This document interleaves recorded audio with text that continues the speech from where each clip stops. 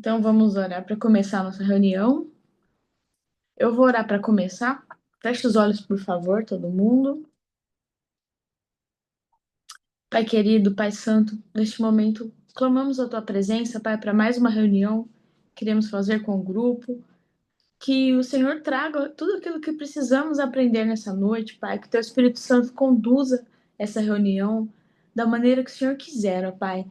Pode ser, mesmo que esteja tudo preparado, Pai, que o Senhor sinta a liberdade de quebrar o protocolo se for necessário, Pai, porque esse momento é teu. Nós damos liberdade, Espírito Santo, para que o Senhor haja através de nós, haja durante os ensinos, durante a palavra, e que tudo que aprendemos aqui caia como semente em terra fértil, que possa dar frutos, germinar em nossos corações e que a gente possa replicar isso para mais pessoas também, Senhor. Peço que o Senhor abençoe aqueles que ainda irão assistir depois que essa aula fica gravada, que o Senhor também prepare os corações, esteja na casa, nos lares de cada um, e que a tua presença seja a presença que ensina também, Pai. Peço que o Senhor guarde todos os integrantes do grupo, aqueles que não puderam estar nessa noite, que o Senhor esteja com cada um deles também onde eles estiverem, Pai. E que em mais momentos eles possam priorizar estar aprendendo mais de Ti, Senhor. Eu te louvo por essas pessoas que estão aqui presentes online, Pai, por aqueles que ainda irão assistir depois, Pai. E toma liberdade neste momento, Pai. Estamos em Tuas mãos e já te agradeço por tudo. Em nome de Jesus. Amém. Hoje a gente vai entrar na primeira, segunda e terceira epístola de João. E não sei vocês, mas por um bom tempo eu confundia os Joãos da Bíblia. Eu confundia João Batista, João Discípulo, enfim. Eu já vi pastor pregando confundindo, inclusive. Teve pastor que falou de João, começou falando de João Discípulo, de João Batista, que era primo de Jesus, e no final da pregação ele falava que na ilha de Patmos, não sei o que, então misturou tudo, né? E hoje eu tive muita clareza, não só, eu já sabia que não era o mesmo João, né? Mas quando fala que ele é João, esse João era irmão de Tiago, eu pensava, uai, Tiago é irmão de Jesus, então se João deve ser irmão de Jesus, buguei, né? E fui atrás da informação. Aí olha que interessante, né? Vou ler aqui para vocês.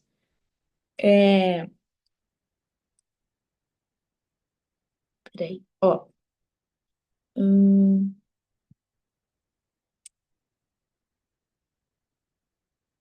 aqui, ó. Os Joões e Tiagos no Novo Testamento são diferentes. Eram nomes comuns naquela época, né? Então, João, filho de Zebedeu, é o João no qual a gente está se tratando aqui nesse estudo. Ele sim era irmão de Tiago. Os dois foram chamados por Jesus, né? Tem até aquela musiquinha, Pedro, Tiago e João no barquinho. Eram os discípulos mais próximos. Então, o Tiago e o João, eles eram irmãos e eram filhos de Zebedeu. Eles eram parte dos 12 e esse Tiago não é o irmão de Jesus. O Tiago, irmão de Jesus, ele era chamado de Tiago o Justo. Inclusive, quero fazer uma pergunta aqui. A carta de Tiago na Bíblia, vocês acham que foi o discípulo ou foi o irmão de Jesus que escreveu? Que a gente leu já antes de Pedro. Eu acho que é o discípulo, né? É, Eu achava que era o irmão de Jesus. tá. Quem mais? Só o Acho que é o discípulo. discípulo e Rê. Eu acho que é discípulo. Cris? Discípulo. A resposta ele é o irmão de Jesus, o que escreveu a carta. Ele era chamado de Tiago Justo, né? Líder da igreja em Jerusalém. Lá em Atos 15 explica um pouco melhor sobre isso. Ele não era um dos 12, mas ele era um dos irmãos de Jesus. E ele que escreveu a epístola de Tiago. E o João Batista, que não é o João discípulo, foi o primo de Jesus. E ele não é autor de nenhum dos livros de João. Então a resposta é: João, o apóstolo, ele era filho de Zebedeu, não era irmão de Jesus. O irmão de Jesus era Tiago, o justo, que não deve ser confundido com Tiago, filho de Zebedeu. Então ficou claro, né? Quem escreveu a carta de a carta de Tiago foi o irmão de Jesus. Por isso que tem aquela parte que a gente fala, uai, mas ele estava ali junto com Jesus e tem um determinado momento que ele meio que demonstra uma dúvida, né? Em relação ao senhorio de Jesus e tudo mais. Agora uma reflexão minha, né? A gente muitas vezes tem mais proximidade com amigos do que com irmãos mesmo, né? Então, uma das coisas que faz isso ser uma verdade é isso, né?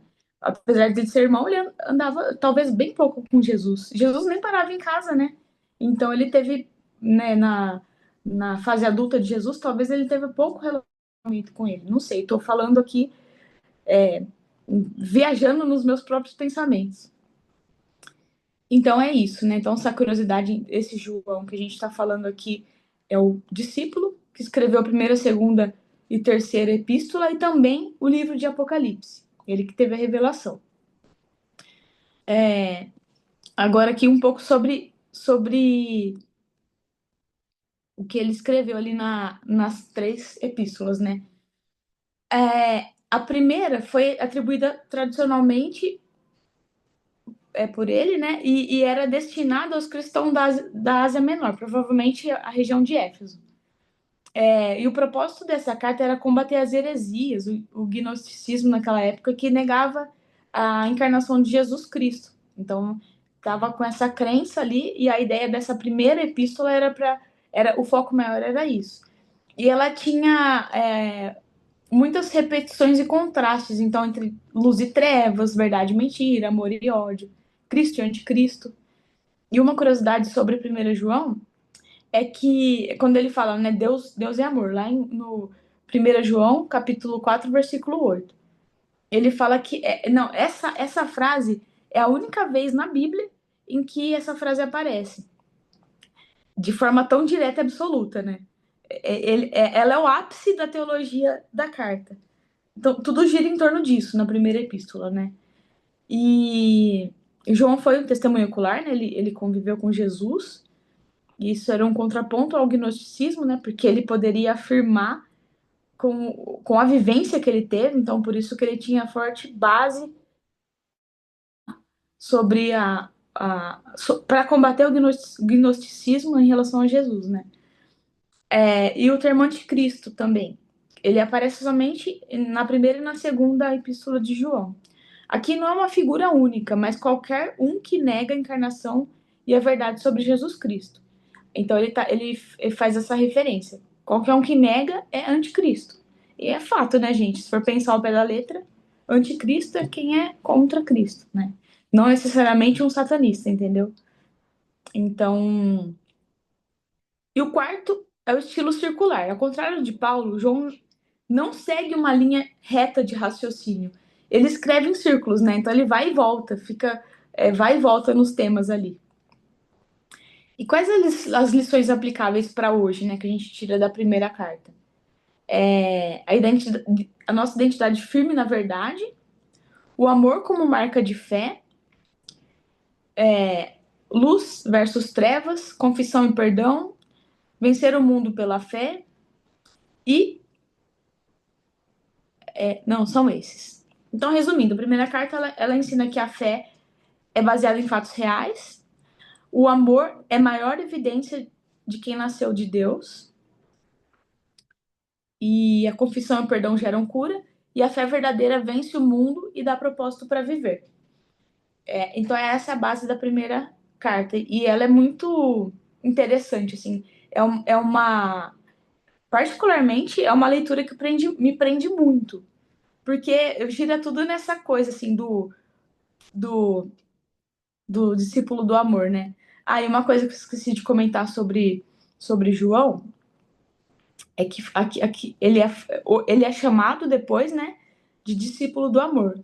Mas antes Jesus chamava ele de filho do trovão. Quer ver? Deixa eu achar aqui onde que Jesus falou isso. Peraí.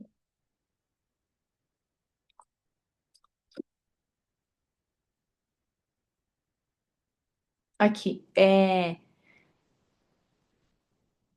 Peraí. Tem lá em Marcos, capítulo 3, versículo 17, ele dá um apelido para Tiago e João, que é Boanerges, que significa filhos do trovão, porque eles tinham um temperamento explosivo naquela época. Então, antes de Jesus aparecer, eles eram temperamentais e depois João se tornou discípulo do amor, né? Então, o que o encontro é, é basicamente isso ali no seu trabalho, né, mãe? Você era Boanerges, cheia de querer brigar, que não sei o quê, e agora tá aí, discípula do amor, amando os inimigos, fazendo os inimigos virem amigos. Brincadeiras à parte, mas é isso mesmo. Quando o encontro com Jesus acontece, né? E é isso que acontece na vida das pessoas. E na prática com Jesus foi, com João foi igual também. Uma informação aqui sobre a segunda epístola, né? Então aí o autor ele já leva para a linha de presbítero, né? Então o destinatário é a senhora eleita e seus filhos. Pode ser uma pessoa cristã influente ou uma metáfora para uma igreja local. Não dá para afirmar com clareza, mas fica essas duas vertentes aí.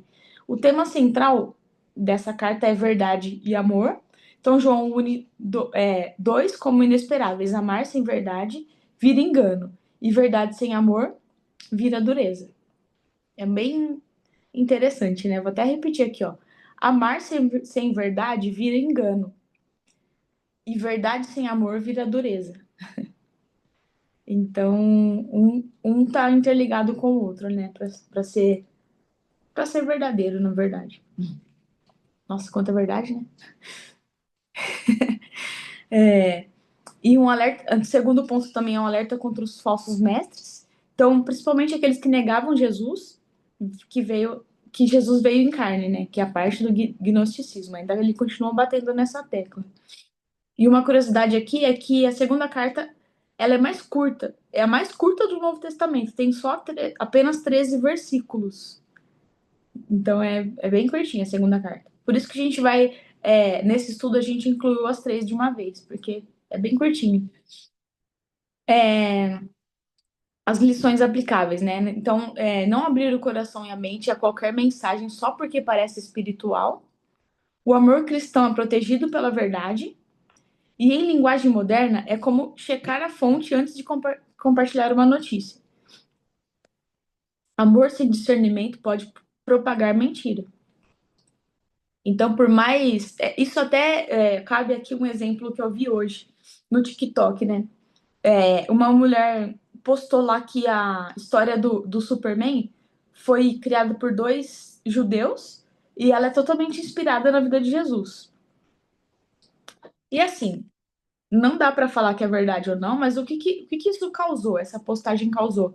Muitos cristãos se sentindo aliviados. Tipo, porque agora. Então meu herói favorito é inspirado em Jesus, então agora é meio que mergulhando numa idolatria ali, sabe? Eu sei que provavelmente a intenção da postagem não era essa, mas causou isso, né? Então é aquilo. Amor sem verdade pode propagar mentira, né? Então talvez ela quis. Ela também foi reconfortada com essa história e quis compartilhar, só que na verdade, olha como está sendo propagada uma coisa enganosa. Talvez Jesus perca a sua importância para essas pessoas, dando palco para um super-herói ali, né?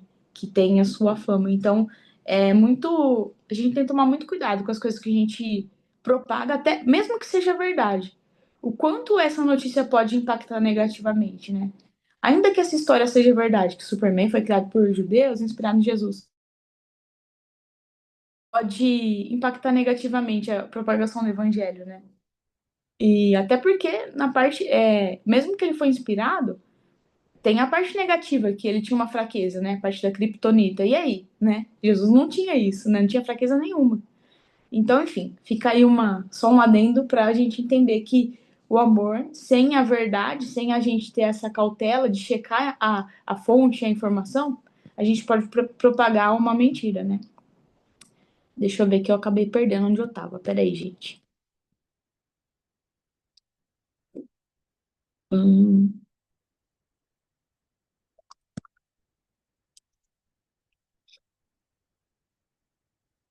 aqui. É, e tem uma informação aqui também. Ciência aplicada. Estudos de desinformação mostram que as pessoas compartilham mais notícias falsas por emoção do que por checar a verdade. João já alertava para não confundir amor com ingenuidade. Então, isso é outra coisa que a gente precisa tomar muito cuidado também, né? Cabe perfeitamente para os nossos dias atuais, né? Quantas fake news existem hoje, né? E pessoas compartilhando e às vezes, nossa, cada bizarrice. Então a gente precisa ter esse olhar crítico, né? De checar as fontes, ver se aquilo realmente faz sentido e não sair compartilhando tudo que a gente vê pela frente, né? Não só a parte de evangelho, mas de tudo, né, gente? De qualquer assunto aqui. E já a terceira carta, né, a terceira epístola, o autor também segue a linha de presbítero ali, né? O destinatário é Gaio, um cristão fiel que ajudava missionários itinerantes. O tema central é o elogio a Gaio, por sua hospitalidade e fidelidade à verdade. Aí ele também tem a parte de crítica a Diótrefes, que era um líder autoritário que rejeitava os apóstolos e não recebia bem os irmãos. Apesar de ser um líder ali, né? Líder cristão, entre aspas, né? Mas com essas características. Também tem a parte de recomendação de Demétrio, exemplos de bom testemunho. E aqui tem uma curiosidade, né? A carta, ela é a carta mais curta do Novo Testamento. A carta tem apenas 15 versículos. E as lições para hoje, né? Que a gente pode aplicar. Valorizar quem trabalha pela verdade, então missionários, líderes íntegros.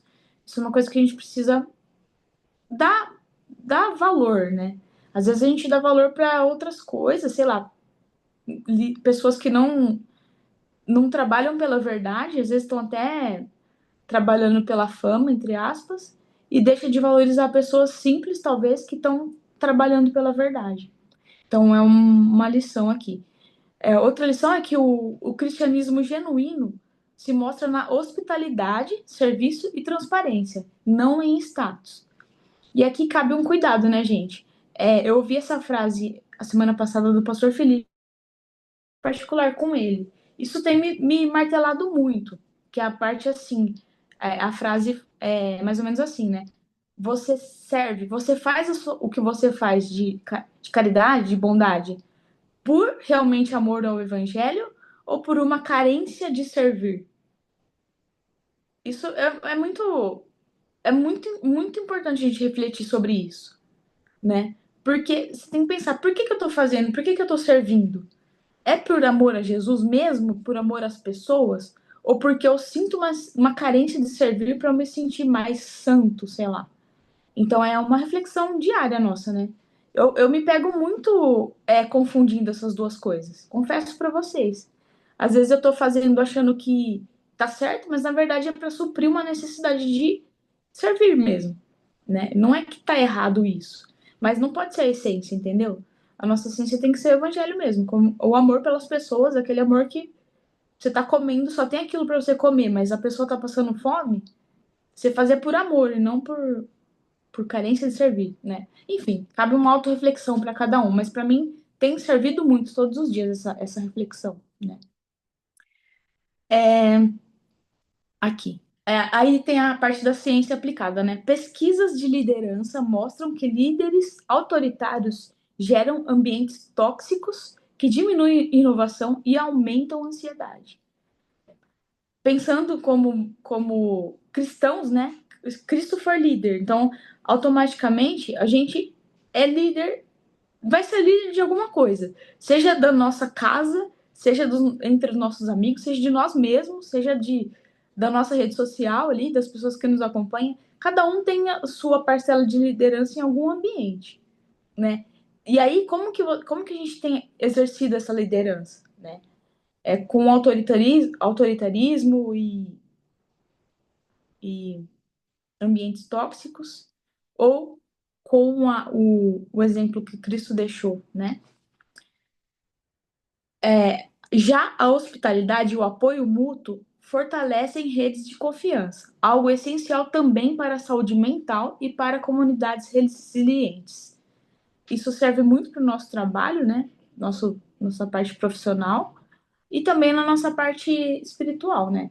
Hoje a gente tem bastante envolvimento entre nós, mas tem algumas pessoas que já têm bastante envolvimento na igreja, e quanto mais tem pessoas envolvidas, mais desafiador se torna isso, né? Então, esse foco de hospitalidade e o apoio mútuo fortalece a rede de confiança. Torna um ambiente leve e estimulante para trabalhar da forma correta, né? E qual que é a diferença das 3 cartas aqui, né? Então, na primeira carta de João, ela é ampla, quase um sermão, ela não segue aquele padrão de carta, né? E ela aborda amor, luz, fé, pecado e salvação. Na segunda, ela é curta e falsos mestres. E a terceira é curta e pessoal, foca em relacionamentos, dentro da igreja, elogio e repreensão. Então, basicamente é isso, né? Contextualizando um pouquinho vocês. E agora a gente vai para o videozinho para mergulhar um pouco mais nessa história. Peraí. Deixa eu compartilhar aqui.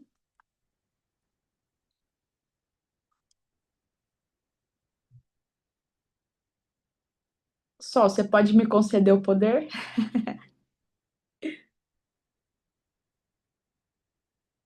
Domínio está nas suas mãos. Pronto.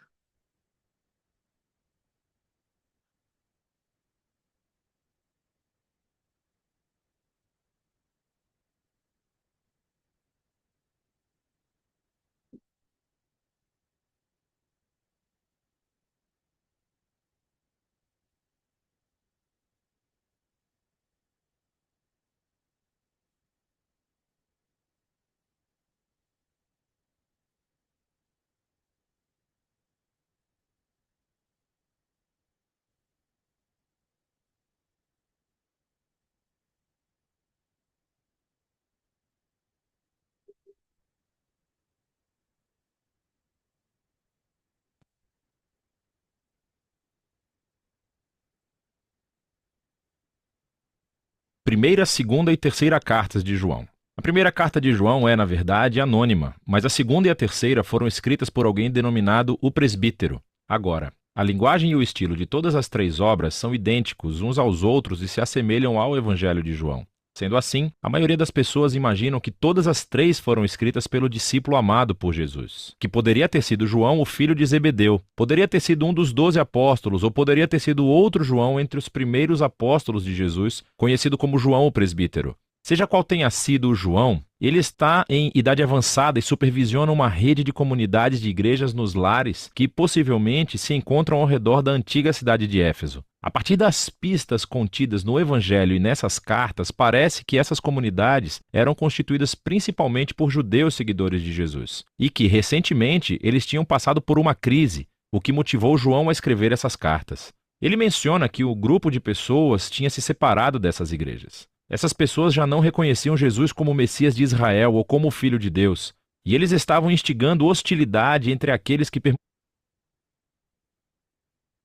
permaneceram fiéis às igrejas. Na verdade, esse conflito é abordado na segunda e na terceira carta de João. A segunda carta de João é um aviso para uma igreja no lar específica. Há um grupo de pessoas que negam Jesus. João os chama de enganadores. E eles provavelmente irão procurar validação e apoio nessa comunidade da igreja, e João diz que eles não devem oferecer.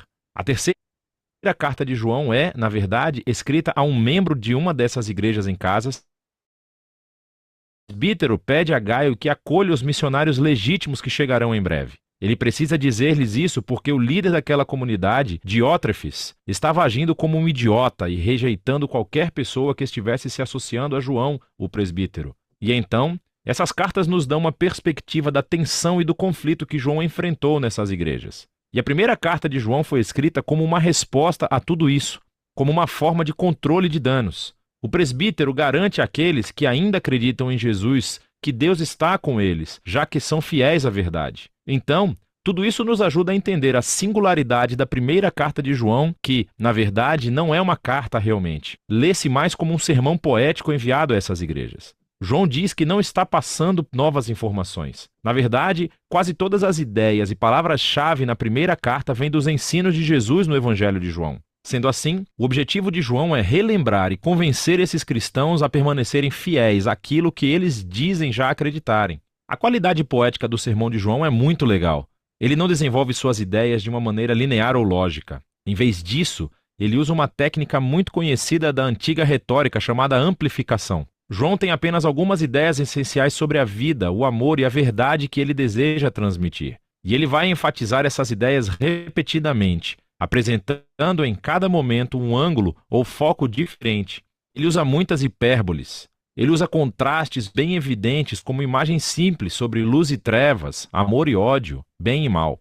Mas não sei com a simplicidade da carta de João. Esse trabalho é muito profundo. A primeira carta de João conta com uma introdução e conclusão claras. E os ciclos que fluem do sermão, entre a introdução e a conclusão, não seguem qualquer tipo de esquema literário rígido. Pode-se haver duas grandes sessões, cada uma marcada pela frase introdutória.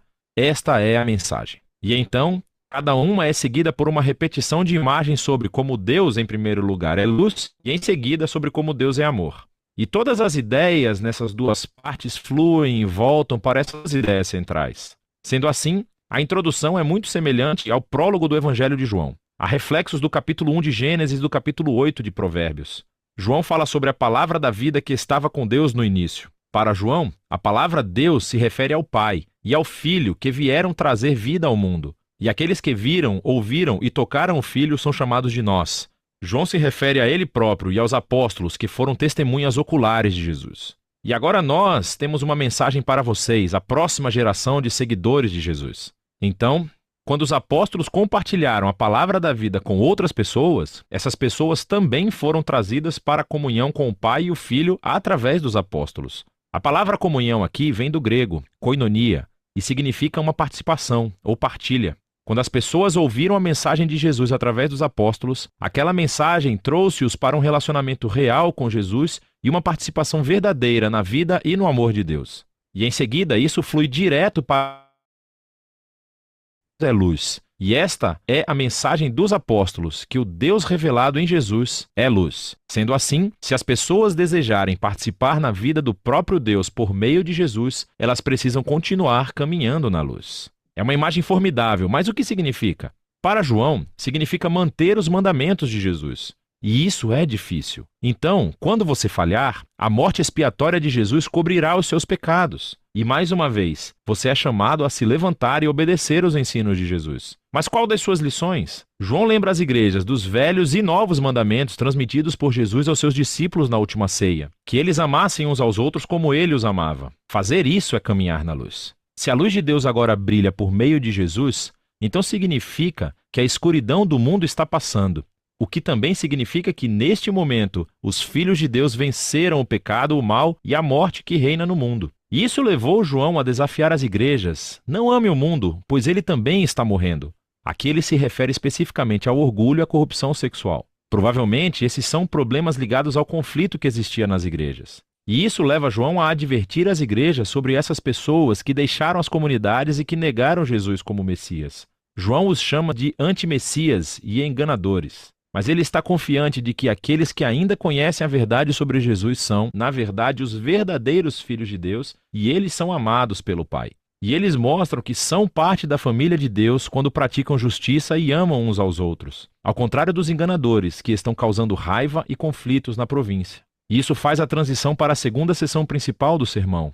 Esta é a mensagem dos apóstolos, que Deus é amor, diz João. E assim os filhos de Deus devem amar uns aos outros e evitar o ódio. Não sejam como Caim do Gênesis, capítulo 4, diz João. O seu ódio o levou a assassinar o seu irmão. Mas para os cristãos, o amor é definido pela entrega de vida como um sacrifício pelo bem-estar dos outros. E foi isso que Jesus fez. E quando os filhos de Deus confiam no amor de Deus por eles, isso os muda. E então, João avisa-os mais uma vez a respeito dos enganadores. Dessa vez ele os chama de falsos profetas. Quando eles negam que Jesus é o Messias, eles afirmam que estão falando em nome de Deus. Mas João diz que eles devem testar os espíritos. Se alguém diz falar em nome de Deus, mas não focam em Jesus como o Filho crucificado de Deus, eles não estão falando em nome de Deus. Os verdadeiros filhos de Deus centralizam toda a sua vida no Jesus crucificado e ressuscitado, pois é aí onde vemos revelado o verdadeiro coração de Deus.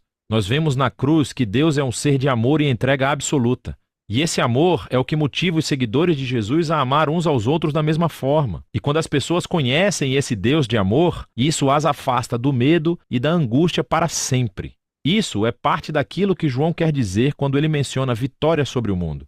Quando você entende que Deus te ama, que Ele é louco por você apesar das suas mais profundas falhas e defeitos, esse amor se torna algo que fundamenta toda a sua vida. Esse amor é o resultado da confiança em Jesus crucificado. Vem por meio da fé no testemunho de Deus a respeito de Jesus dado pelo Espírito e a fé na mensagem dos apóstolos sobre uma posse de você, a vida eterna se revela. É uma vida permeada pela própria presença, vida e amor de Deus. E isso começa agora e continua pela eternidade. E isso conduz João ao auge da conclusão do seu sermão. Ele diz: nós sabemos que o Filho de Deus veio, podemos conhecer aquele que é verdadeiro e estamos naquele que é verdadeiro, em seu Filho Jesus, o Messias. Esse é o Deus verdadeiro e a vida eterna. Agora, caso você esteja confuso ao ouvir essa frase e esteja pensando: espera, quem é aquele que é verdadeiro? Quem é aquele que nos dá a vida verdadeira? É Jesus ou é Deus? E a resposta de João é, obviamente, sim.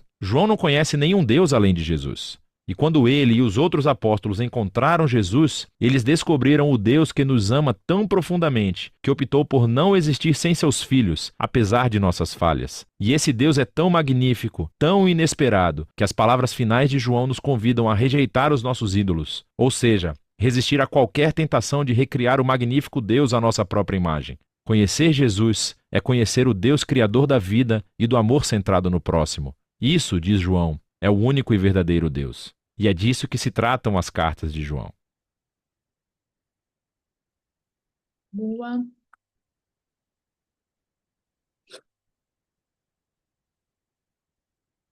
Top, né, gente? Apesar de curtinho, é longo também, o videozinho. Mas é bem interessante o estudo dessas 3 epístolas. E é isso. Alguém quer compartilhar, acrescentar algo, falar algo? Agora é com vocês.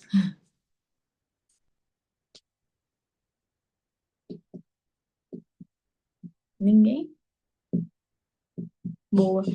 Porque mais agora é a parte de estudar, né? Mas eu espero que tenha sido esclarecedor tudo isso que a gente ouviu aqui. Teve bastante curiosidades, para mim também teve. Foi muito bom. E agora a gente segue, então, nos estudos. O livro desse mês é Uma Vida com Propósito, a gente já leu várias vezes, né? E é muito interessante a gente reler ele, porque a gente está tudo conectado ali, né? O bispo fala ali nos cultos que a bênção que está sobre a igreja está sobre nós também. E a gente sabe que eles foram lá para essa visita lá junto com o Rick Warren e Warren, né?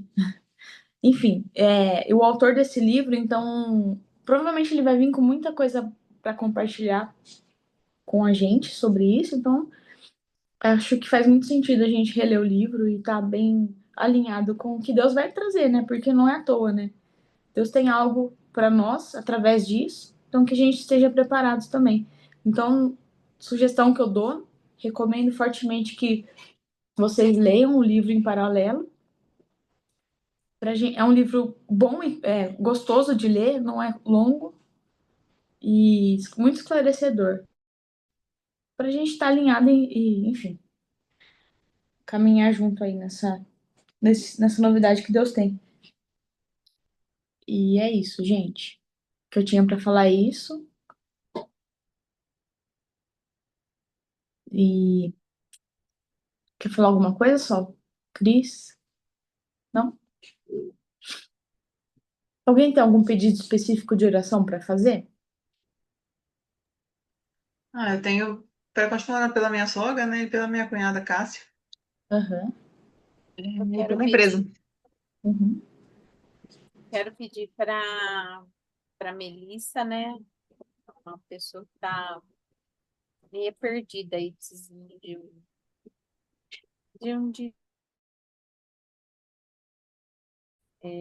orar pela vida dela, né? Para Deus alcançar essa menina também, alcançar a alma dela. Eu quero colocar também em oração a vida do meu pai, né? Que ele vai fazer cateterismo no dia 7. E, para Deus conduzir tudo da melhor forma, ele tem. Eu percebo que esses dias ele tá bem sentimental, acho que ele tá com um pouco de medo. Então ele vem com. Vem querendo meio que brigar, porque é uma forma dele extravasar o que ele tem dentro dele ali. Então ele acha um assunto X, resgata um negócio lá do passado para ver se briga, acho que talvez para desabafar o que tá dentro. Mas o Espírito Santo tem dado estratégia e dessa vez foi diferente. Vou até contar isso como testemunho para vocês. Em outras épocas, quando ele vinha com esse tipo de coisa, eu já me estressava e já virava um auê. Eu brigava feio porque eu me sentia injustiçada. Não admitia as pessoas com quem ele injustiçava também, com quem ele agia com injustiça, e virava um rolo. E dessa vez o Espírito Santo me trouxe para enfatizar os valores dele para ele. Então ele veio com umas coisas nada a ver, e assim, cirurgicamente o Espírito Santo foi trazendo algumas coisas, e eu fui falando ali as coisas boas que ele tem de qualidade, e hoje continuou isso, e percebi que foi bom. E é uma coisa que o Espírito Santo trouxe para mim, que nem ele não acredita nas qualidades dele. Por isso ele precisa descontar toda essa raiva, essa descrença em outras coisas. Nem ele sabe, porque da hora que você começa a elogiar, ele começa a justificar as coisas que ele fez de errado. Tipo assim, eu fiz isso, mas ninguém vê isso, isso. Sabe assim? Porque é uma autoafirmação para suprir uma descrença ali, né? Então, testemunho é isso, né? Que o Espírito Santo tem da estratégia, foi muito bom. Esses 2 dias que eu conversei com ele, você tem que respirar, ter paciência, filtrar, porque senão se você entrar na vibe, você se estressa. Mas foi bom, graças a Deus. E é isso, que Deus conduza tudo, que seja tudo para honra e glória dele e que Deus trabalhe em particular nesse processo aí, que seja uma oportunidade dele ter uma experiência com Deus para voltar para os caminhos do Senhor também. Continuem orando pela venda da cafeteria, bem como aí pela empresa da Sol. A gente acha que está no mesmo impasse, né? Eu quero vender, eles estão com outros focos. Então, que Deus entre com providência de uma vez por todas e resolva esses problemas na nossa vida profissional também. Bem. O Carmen, sua nora, Laura, melhorou? Ela melhorou, eu tenho falado com ela disse só de manhã agora ela está tendo enjoo, mas durante o dia ela tem passado bem, graças a Deus. E o sangramento parou? Parou. Glória a Foi Deus. ver o bebezinho, tá perfeitinho, Querido. graças a Deus. Aí tem a avó da Regiane, que a gente estava orando também, Uhum, pela Conceição. uhum. Mesmo. Eu falei com ela essa semana, ela foi no médico, o médico falou assim que não vai operar ela por causa pela idade dela e por causa dos 2 AVC que ela teve, né?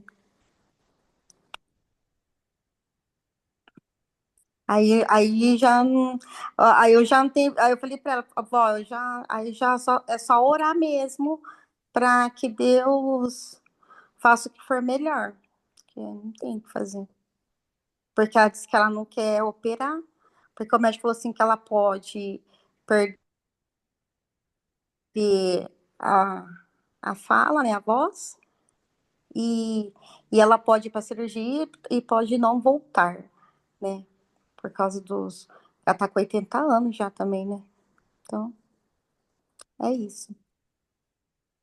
Aí eu queria também pedir uma oração pro meu sobrinho, minha sobrinha, né?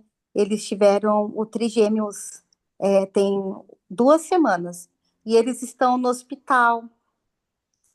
E aí eles teve aí dois dele, o Theo e o Pedro, teve bactéria. Aí eu queria pedir oração, sabe? Porque eles estão ainda lá no hospital, tá tomando medicação. E a menina, que é a Lívia, ela não teve, né? Mas aí eles estão, tá tentando ainda pegar o leite, né? Materno. Aí eu queria pedir, reforçar na oração também por eles. Amém. Mais alguém pedido de oração?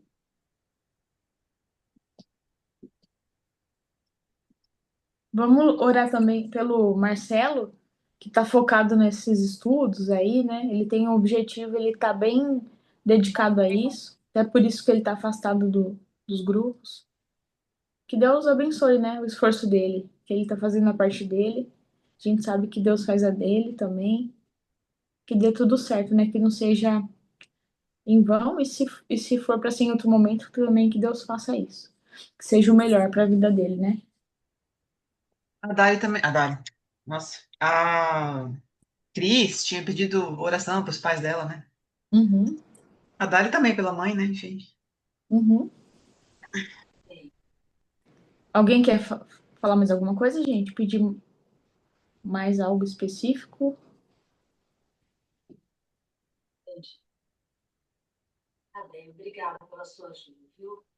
Então vamos orar. Dali, você pode orar pra gente para encerrar, por favor? Posso.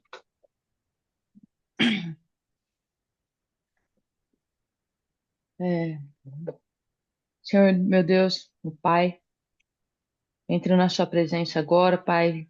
Coloco todos esses pedidos nas suas mãos, Senhor. Que o Senhor entre com providência de cura, de renovo, de restauração, de resolução de problemas, Senhor. Que cada pedido colocado diante de Ti possa ser atendido conforme a sua vontade, Pai.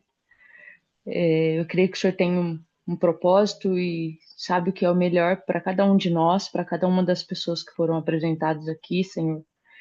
E confiando em Ti, nós colocamos nas Suas mãos, Senhor, para que o Senhor conduza da melhor forma, que o Senhor nos dê sabedoria, Senhor, dê sabedoria para cada uma dessas pessoas que foram colocadas diante de Ti, Senhor, para tomarem decisões, Senhor, para buscarem os recursos, ó Pai, que o Espírito Santo, Senhor, possa conduzir cada atitude, cada decisão, Senhor.